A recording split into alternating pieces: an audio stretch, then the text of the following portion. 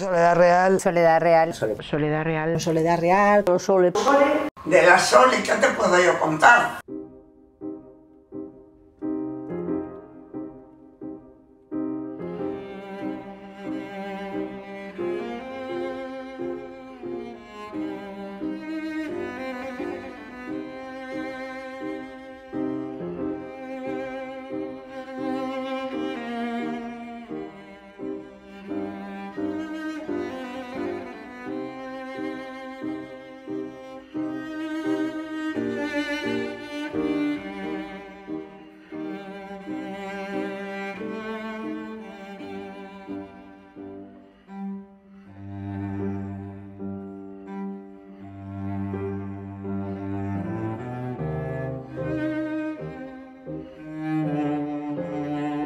Soledad Real era una mujer con una gran fuerza. Cuando la veías lo intuías, pero cuando la oías hablar, cuando veías cómo se movía, cómo actuaba, estaba visualizando continuamente su energía, la capacidad que la llevó a aguantar y a llevar adelante una vida de lucha y compromiso.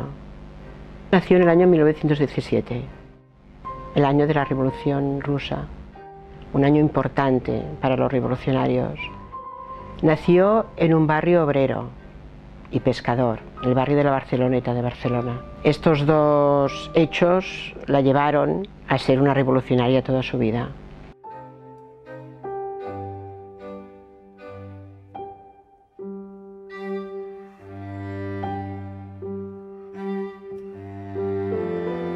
Barceloneta, socialment, era allò de despertar-te a les sirenes de les fàbriques a les 6 del matí.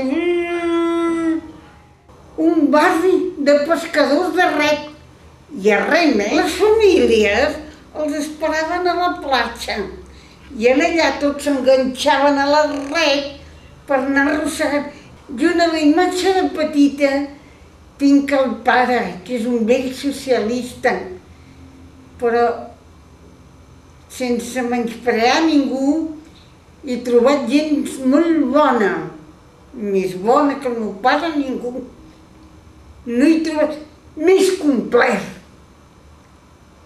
Educació, treballador, bon pare,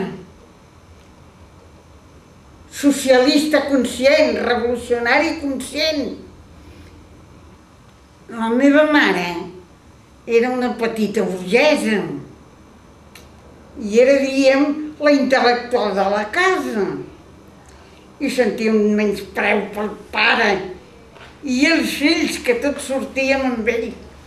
I jo era, el meu germà era el més gran, jo era la del mig i la meva germaneta, 4 anys, més joveneta que jo. Llavors jo era la nena gran. El que vol dir?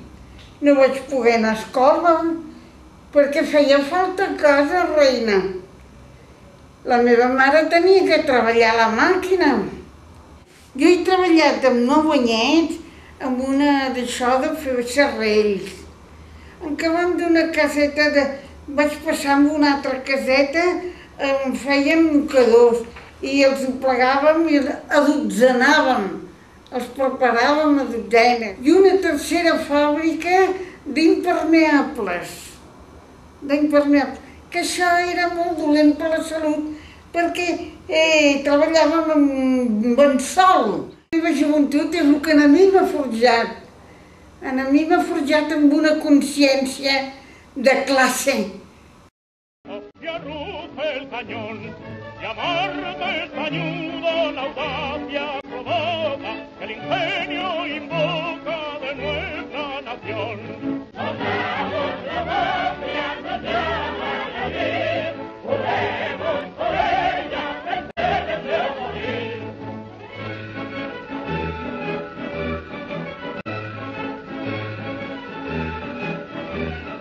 L'altre dia em diuen uns nanos estudiants, tot jaraneros. Morena, guapa, saps que ha vingut la república? I jo dic, que visca la república, doncs. Veig arribar així manades, la gent amb banderes i cridant per un cantó, Rambla avall i Rambla amunt. Tu saps la quantitat de gent, nena, i tot, visca la república, visca... I mira, comencen a tremolar-me les cames, deia jo, doncs és veritat, que ha vingut la república, és veritat. I estava esverada, perquè tenia 14 anyets i jo no veia això encara. Va venir a buscar i quan sortim, la plaça de Sant Jaume estava així. Vam veure que m'agafen el busto del rei, pum! I tal, jo dic, ui, papà, tal i que qual, oi, el meu pare i jo arreglant Espanya més contents i més nerviosos, i va dir, bueno, ten cuidado como le dices a tu madre eso, que arribo y tal como entro y digo, mamá, ya no me he de casar por la iglesia, ya puedo casarme por la civil.